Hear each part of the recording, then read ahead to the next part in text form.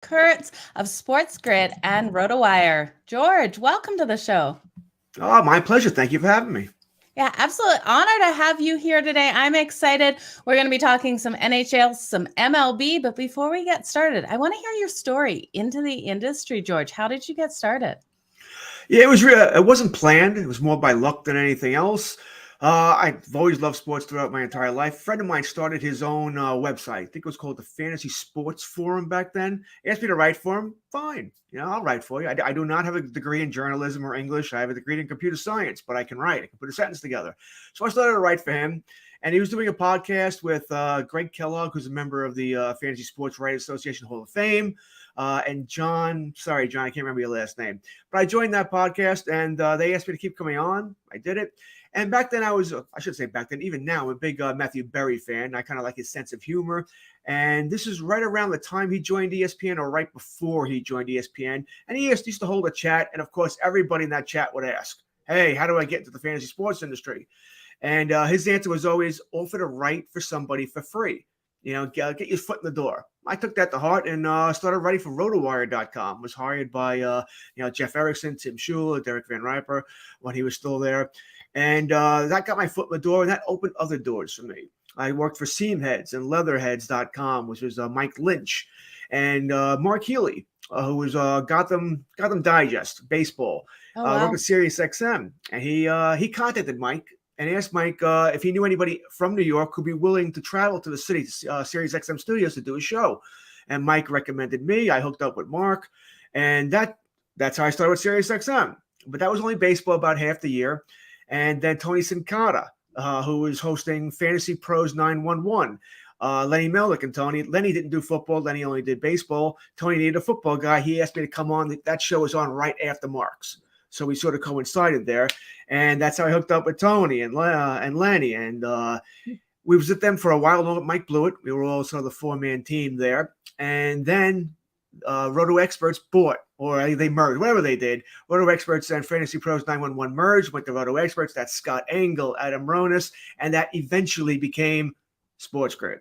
So that's how my story is. It wasn't by mistake. It was by luck. I met the right people. A lot of good people helped me out. So I was lucky. No, I'm not afraid to admit that. Sometimes better to be lucky than good. Yeah, in the right place at the right time and following some great advice there, getting your foot in the door by starting to write. I love that story, George. Where did your passion for sports come from in the first place? My father was a big baseball fan, but that's it. He was actually a minor league ball player back in the 50s, but that's it. He wasn't wasn't a football fan, wasn't a hockey fan. As for hockey, I did grow up on Long Island, still live on Long Island, maybe 3-4 miles from Nassau Coliseum. And yes, I was around when the Islanders won those 4 straight Stanley Cups. They went to 5 straight. So I'm certainly sure that's where my love of hockey came from. It's also the sport I play the best. Football, that I have no explanation for you for that. I can tell you growing up in the 70s and 80s, the Giants and Jets were terrible. Absolutely terrible. You didn't watch them, Joe. They were that bad. It was bad football. So back then, my father wasn't a fan, so I wasn't indoctrinated through him. If you didn't like the local teams, you either liked the Steelers, the Dolphins, the Broncos, the Raiders, or the Cowboys. Yeah. And my father had a Super Bowl party. Didn't like the game, but had parties for it. And he told me, we'll bet a quarter or 50 cents on whoever wins. It was the second Super Bowl, I believe in 78, between Dallas and Pittsburgh. And of course, I'm 9 years old. I see the star on the helmet. They're blue and silver, cool colors. I chose the Cowboys. That was the bless your heart, Jackie Smith. You must feel terrible. They're dropping that touchdown pass. That was that game there. Yeah. Cowboys lost that game, but the Cowboy fandom stuck in me. Absolutely. What a great way to become a fan of the Cowboys. Now, as a fan of the Cowboys, as a sports bettor, can you bet against your Cowboys? Yeah, you just had Cam Stewart on your show here. Cam yells at me all the time because I bet against my teams all the time. Yeah. I have no problem betting against if I think it's the right move. No problem betting against the Cowboys. No problem betting against the Yankees or the Islanders for that matter. I always like to say this. Jerry Jones is not paying my bills. Yes, I want the Cowboys to win, but I want to make some money. Yeah. I want to make some money here. So if it's betting against the Cowboys, what I think is best to do, it's what I'm going to do. So it doesn't bother me. I try and separate my fandom from my business, from my money. Great way to take it. Now, you can bet against them. Can you bet for them, or do you put a little bit of emotion there and then just stay off it? That's tougher. That's tougher. It's not so much, I guess it is the emotion. I'm wondering if I'm thinking clearly, or am I thinking with my heart? Because I want them to win. Am I overthinking how good I think they are? So I do try and really make sure I'm making the right move here. I am that type of person, very analytical. I'm very numbers based on what I do. So I do bet on them, but I bet more against them than I do Okay. on them. I'm not afraid to admit that. I bet more against them. Not that I do it every night. Yeah. I'm not betting against the Yankees tonight against the Cubs. That should be a wipeout. But I Agreed. probably do overall, if you look at my numbers, do bet against them more often than I do on them. Yeah, I love that. I love that you can take your emotion out of it, bet against them, and then just kind of overanalyze it when you do like them in that situation. What do you think for their season coming up, George? Well, baseball is weird because you think about it. We talk about the Cowboys here. We can talk about the Yankees or the Cowboys. Let's go with the Yankees first. Okay. Baseball as a whole, I mean, you go through the 30 Major League Baseball teams. How many good teams are there really? 12? And I think that's being nice, by the way. That I is mean, 12, probably 10. yeah, it probably is closer to 10, maybe even less than if you really want to judge on a Yeah. harsh scale here. So it's hard to tell. The good teams, the Yankees are at least a good team. They're going to beat up on the bad teams. They are, because it's just not very good. The Yankees don't play the greatest brand of baseball. I mean, they don't move runners over. They don't get runners in from third base. Their average at runners in scoring position is not good. They can pitch though, and they'll get past a lot of that stuff. If they stay healthy, they'll be there. Are they as good as the Astros, as good as the Tampa Bay Rays, a team they never seem to be able to beat? We'll see what happens in a long season here. But the Yankees, they'll make the playoffs. How far they go, we'll see. Cowboys, you mentioned before the show that you have an Eagles, I think, a banner on your ceiling. Yeah, the Eagles are going to be a problem. I thought the Eagles had a great offseason. And I thought the Cowboys had not so great. Not great at all. Not good. Average at best. Right? I think the Eagles really I think they more than closed the gap. I think they are a team to beat in the NFC East. In fact, I have a bet on the Eagles to win the NFC East. I just think what they've done here is better than what Dallas has done. Plus, a couple of things. Dallas, we've seen over the years, they choke in big games. Dak doesn't play well in big games. The team as a whole doesn't play well in big games. And also, it's a stat that honestly doesn't mean anything because it's not the same team over and over again, but no team has repeated as division champs in the NFC East since 2004. Ooh, that's a bad stat. Yeah. Right. So give me the Eagles this year. I think they have a team to beat in the NFC East. Do you have faith in Jalen Hurts then? It depends what you say about faith. Do I think he's ever going to be a great quarterback? No, but I don't understand what all this, I guess hatred's a strong word, but I guess worry is about him. I think he's a solid quarterback now. Yes, he's better running the football than throwing, but he'll grow into that. And they are giving him the weapons now, right? I mean, God, it's already old world. You add Brown, that's great.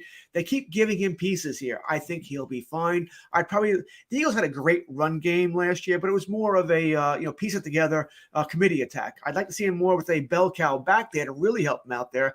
But the bottom line is, I think Hurts will be fine. He's not going to be Tom Brady or anybody like that. He probably can't win a game by himself.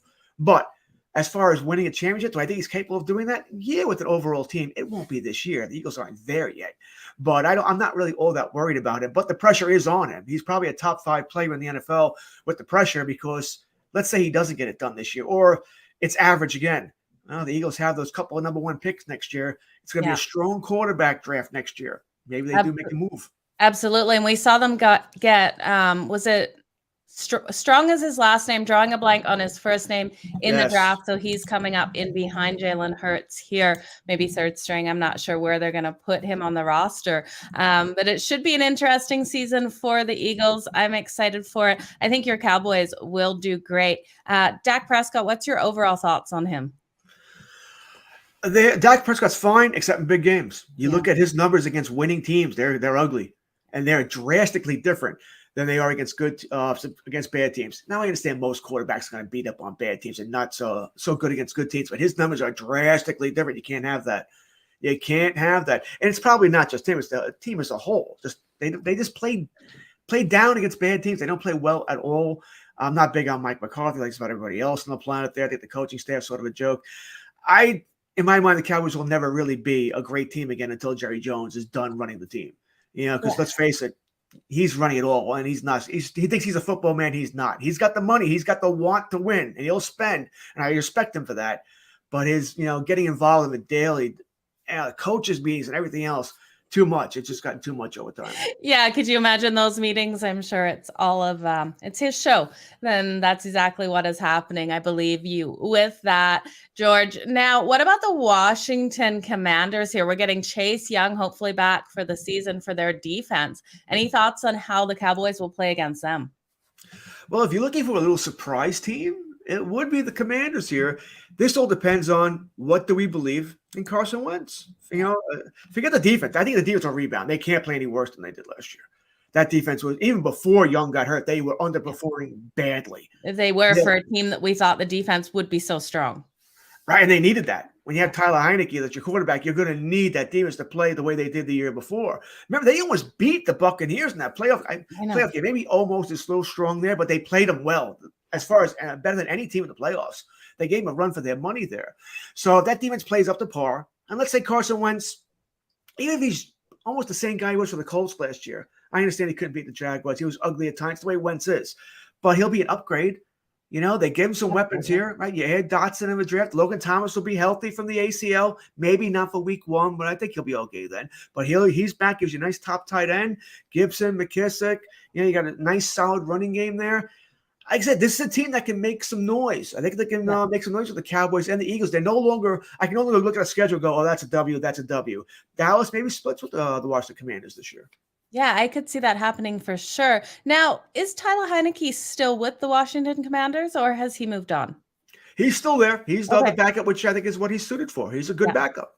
Yeah, absolutely. There's situations where he did play extremely well last season and made some great passes. So it'll be a great team. All the best to your Dallas Cowboys. Hope they can take that division for sure. Definitely my favorite out of all those teams. Mine's Philadelphia. I think Philadelphia's the better team this year. I think Dallas, they've had some losses, losing Randy Gregory, losing Amari Cooper, where Philadelphia's done nothing but add. And once again, Hurts should get better. Another year should get better there. Sanders has to score a touchdown this year, right? He had all the yardage last year, but didn't score a touchdown. You add A.J. Brown, all the additions on defense. You had a great draft. I think the Eagles are actually the team to beat. And the reason I like betting on them is I'm getting plus money. I'm getting value there. I'm just getting value. You're not getting value with the Cowboys. You're getting value with Philadelphia. Yeah, the Cowboys, America's team. You don't get the value, but definitely value with the Eagles. So, George, best of luck in that future bet for you. Now, is there anything you're liking in the MLB today? Well, it's funny. I am betting on the Yankees tonight. I think they're going to wipe out the Cubs. Right? Wade Miley, a soft throwing left-handed, going up against Judge Stanton. I mean, there should be some home runs hit tonight. I'll be on the over the Yankees run total as well. I think they'll score some runs tonight. Other than that, like I said, one problem I've had this year is that because there are so many bad teams, betting on the good teams, you're going to pay a heavy price. And I don't like paying more than minus 160. So I'm doing a lot of parlays with these good teams. The Yankees are minus 250 tonight. All right, that's a tough price to pay for me. So I might parlay the Yankees maybe with the Toronto Blue Jays and go back to back with my American League East teams. And that's what I end up doing. I parlay the good teams together. Yeah, that is a great way to look at it. Yeah, Toronto coming in here at minus 220 on that money line as well. They're off that loss to the Kansas City Royals in that last game. Definitely could see them bouncing back nicely here against the Detroit Tigers, who did win 2, I believe, against the Pittsburgh Pirates. So it's going to be a great game. That one's at 7:10 Eastern. The Yankees game is kicking off at 7:05 Eastern. So 2 solid games to parlay there. George, what is your philosophy on money line? How high will you take those money line bets? Anything over minus 160 starts to scare me a little bit. Yeah. I'm not saying I wouldn't do, if it's minus 180, 188, whatever it might be, but I'm like, oh, this is a lock. I don't care. Fine. I'm not going 2-1 against it. That's an extreme rarity. I can find a parlay. Plus, I like props. I'm a big props guy. So even if I don't, okay, I'm even not going to bet the game, I'll find a prop to bet with a strikeout prop, a total bases prop, whatever it might be. Anything other than those, like a home run prop, that's more just, hey, let's take a shot. We don't know when someone's going to hit a home run. There's really nothing to go. You can look at numbers here as far as, this guy's hit this guy 4 home runs in the past. Okay, gives me a hint. But for the most part, home run, pick a guy for a home run, it's just a gut feel, and I'm going to go for it. But I do like strikeout props. I like total base props a bunch. Nice. Well, Cam Stewart was talking before saying that you are definitely so skilled in baseball, in the baseball props. Do you have anything for us today that you're looking at prop wise? Once again, it's funny. I may say I don't do the home run prompts, but I'm just trying to pick Judge or Stanton tonight. One of Okay. them's hitting it out. One's hitting it. It's a soft throwing left-handed. It's a warm day here in New York. It's going to be a warm night. The ball's going to travel. And doesn't matter in Yankee Stadium anyway. Both guys can hit the ball to a short porch in right field. So it's Judge or Stanton for me tonight. One is hitting a home run. I'm even might dabble on Josh Donaldson, who really hasn't done much for the Yankees at all this season. And I get a better price with Josh Donaldson. That's what I'm looking at with him. More value here. Maybe he puts one out tonight. But with the Yankees, you have to remember, check the lineup. I can't place any of these bets till I check the lineup because Donaldson may be sitting today. The Yankees have 4 infielders for 3 spots. Stanton sat last night, so he's not going to sit tonight. But Judge could. They believe in giving him about 1 every 10 games off. So you always have to watch that with the Yankees. Make sure they're in the lineup. Yeah, great advice there. And it's going to be an absolutely beautiful night at the ballpark for that New York Yankees game. So hopefully a lot of people are going out to enjoy it. George, I want to thank you so much for being here on the Joe Madden Sports podcast. Can you tell everyone where to follow you on social media as well as RotoWire and Sports Grid for all of your shows and articles? Yeah, I'm not that hard to find on Twitter. At George Kurtz. No, I don't make it difficult. No fancy nicknames or anything like that. You can find me there. Ask any questions you want. I generally answer.